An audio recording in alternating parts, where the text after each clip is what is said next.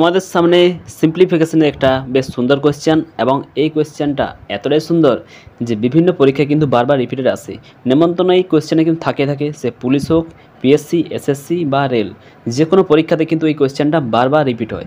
এবং এই কোয়েশ্চেনটির একটা শর্টকাট আছে, যেটা হচ্ছে ডান দিকে যতগুলো নয় আছে সেটি আগে লেখো এবং বাঁ দিকে যতগুলি নয় আছে ততগুলি শূন্য লেখো।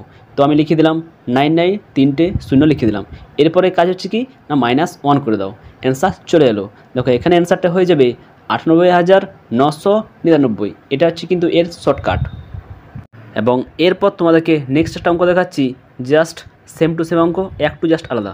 দেখো এই অঙ্কটা দেখো, এই অঙ্কটা কিন্তু প্রায় একই রকম অঙ্ক, কিন্তু তোমাদের মধ্যে যারা ওই আগের সূত্রটি প্রয়োগ করে এই অঙ্কটি করবে কিন্তু অ্যান্সার কিন্তু ভুল চলে আসবে। এখানে কিন্তু অ্যান্সার তোমার চলে আসবে অপশান বি, কিন্তু অ্যান্সার কিন্তু অপশান বি হবে না, এখানে অ্যান্সার হবে কি অপশান ডি। তো এরকম যে কোয়েশ্চেনগুলি আছে শর্টকাট লাগানো অবশ্যই ভালো জিনিস, কিন্তু তার যে পুরো প্রসেসটা সেটা কিন্তু আগে জেনে নেওয়া ভালো। তাই তোমাদেরকে আমি তিনটে রকম টাইপ দেখাবো আজকে, এবং তিনটে টাইপে দেখাবো কখন তুমি শর্টকাটটি ইউজ করবে এবং কিভাবে ইউজ করবে এবং কোন ক্ষেত্রে তুমি ইউজ করতে পারবে না।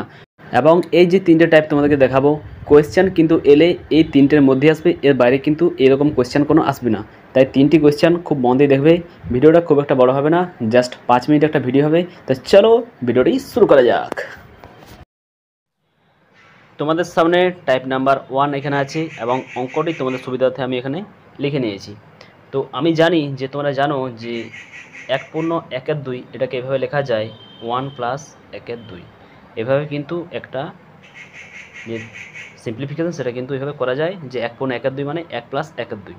তো এই যে সংখ্যাটি আছে এটা আমরা সেভাবে ভাঙতে পারি কীভাবে না 999 + 98/99। আমি বাইরে 99কে রেখে দিলাম, ঠিক আছে।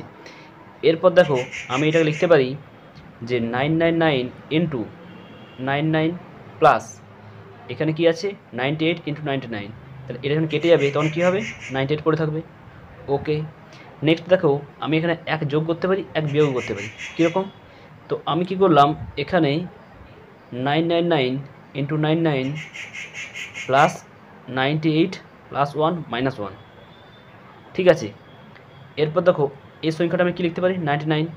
তাহলে এখানে কি হবে 999 × 99 প্লাস 99 - 1, অর্থাৎ আমি লিখতে পারি এখানে কমন নিই 99। তাহলে কী হবে 99 কমন নিলে এখানে হবে 999, এখানে কী আসবে পড়ে 1 থাকবে এবং -1। নেক্সট দেখো এটা যদি আমরা করি এটা কী হবে 999 + 1 মানে 1000, অর্থাৎ 99 1000 দ্বিগুণ করলে 3টে শূন্য -1, অর্থাৎ তোমার যেখানে অ্যান্সারটি আসবে সেটা কত হবে দেখো এখানে হচ্ছে 99,000, তাহলে কত হবে না 98,999। তোমার অ্যান্সার এখানে হয়ে যাবে 98,999। তো এটা ছিল পুরো প্রসেসটা। এরপর যে শর্টকাটটা আমরা ইউজ করেছিলাম সেটা কী ছিল না শর্টকাটটা ছিল যে লাস্টে যে 99 আছে প্রথমে আমরা 99 লিখলাম, ঠিক আছে। বাঁ দিকে আছে 999, একে আমরা কী করলাম 1000 ধরে নিয়েছিলাম, তার জন্য 3টে শূন্য নিয়েছিলাম এবং 1 বিয়োগ করেছিলাম। তো এই যে শর্টকাটটি এটা কখন প্রয়োগ করা যাবে? তো দেখো যখন এই টাইপের কোনো অঙ্ক আসবে যেখানে এই যে সংখ্যাটি এবং এই 99 এই পরস্পর কেটে যাবে, সেই সব ক্ষেত্রে কী হবে না এখানে তোমার এই যে আছে ডান দিকে 99 সেটা লিখবে এবং একে 1 বেশি ধরে নেবে, অর্থাৎ কি এখানে আছে 999, এটা আমি 1000 ধরে নেবো এবং গুণ করে দেবো। কত হবে 99-এর পিছনে 3টে শূন্য এবং এই যে ডিফারেন্সটা আছে অর্থাৎ কি না 99 আর 98, এই যে ডিফারেন্সটা এদের মধ্যে কত ডিফারেন্স আছে 1, এবং সেই 1 বিয়োগ করে দেবো, তাহলে আমার অ্যান্সার কিন্তু চলে আসবে। যেসব ক্ষেত্রে এখানে কাটাকুটি হয়ে যাবে এবং এদের পার্থক্য যেটা আসবে সেটাই কিন্তু আমরা এখানে বাদ দেবো। এখানে যদি 2 হতো অর্থাৎ এখানে যদি 97 থাকতো তাহলে 2 কিন্তু আমরা বাদ দিতাম। তো তোমরা বুঝতে পারলে এটা হচ্ছে কি টাইপ 1 একটা অঙ্ক, এবং এই যে টাইপটা এটা কিন্তু পরীক্ষার সময় আসে। এরপর তোমার সামনে টাইপ 2 একটা অঙ্ক, এবং এখানে দেখো প্রায় সেম টাইপের অঙ্ক কিন্তু একটু আলাদা। কীরকম যে ওপরে কিন্তু 98 নেই, ওপরে আছে 88। তো তোমাদেরকে আমি যেমন দেখালাম যে দেখো এখানে 99, এখানে কিন্তু 99 কেটে যাবে, তাহলে কী হবে না এখানে তোমার 99 লিখবে এবং একে 1 বেশি ধরে নেবে, অর্থাৎ কি 1000। তো 1000 দ্বিগুণ করলে কী হবে 3টে শূন্য এসে যাবে, এবং এখানে দেখো এই যে ডিফারেন্সটা এটা কত আছে ডিফারেন্স আছে 11, তাহলে 11 তোমরা বাদ দিয়ে দেবে। তো তোমরা যদি এখানে 11 বাদ দিয়ে দাও তোমার অ্যান্সার কত আসবে 98989, এটা তোমাদের অ্যান্সার এখানে হয়ে যাবে। অর্থাৎ কি অপশান ডি কিন্তু অ্যান্সার হয়ে যাবে। তো তোমরা বুঝতে পারলে বেসিকটা জানা থাকলে কিন্তু তোমাদের এই অঙ্কটা করতেই জাস্ট 5 সেকেন্ডও সময় লাগবে না। এরপর তোমরা দেখতে পাবে যে টাইপ 3 একটা অঙ্ক। এরপর তোমাদের সামনে 3 নাম্বার টাইপের একটা অঙ্ক, এবং অঙ্কটি দেখে একটু বড় মনে হচ্ছে, কিন্তু অঙ্কের মধ্যে সেরকম কিছুই নেই। এবং আমার বিশ্বাস যে এক্সাম দুনিয়া চ্যানেলের সাথে যেসব ভাই বোন যুক্ত আছে, পরীক্ষায় যদি এরকম কোয়েশ্চেন পায়, অ্যান্সার করতে জাস্ট 5 সেকেন্ড সময় লাগবে। 5 সেকেন্ডের মধ্যেই তারা সঠিক অ্যান্সার করে দিতে পারবে। তো দেখো এখানে দুটি পার্টে অঙ্কটি আছে, একের সাথে প্লাস একটা অন্য একটা পার্ট আছে। তো এই পার্টের সাথে কিন্তু একের সাথে কোনো সং নেই, তো একের সাথে আমরা লিখে নিলাম।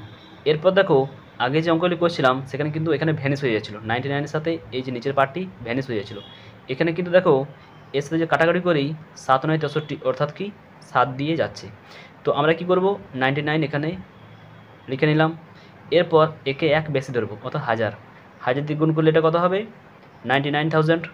এরপরে আমার যে সূত্রটি ছিল যে এই দুটো পার্থক্য, তো 692 এবং 693 পার্থক্য কত আছে, 1, এবং নিচে দেখো 7 আছে, তো 7 আমরা লিখে নেব, বাস আমার অ্যান্সার চলে আসবে।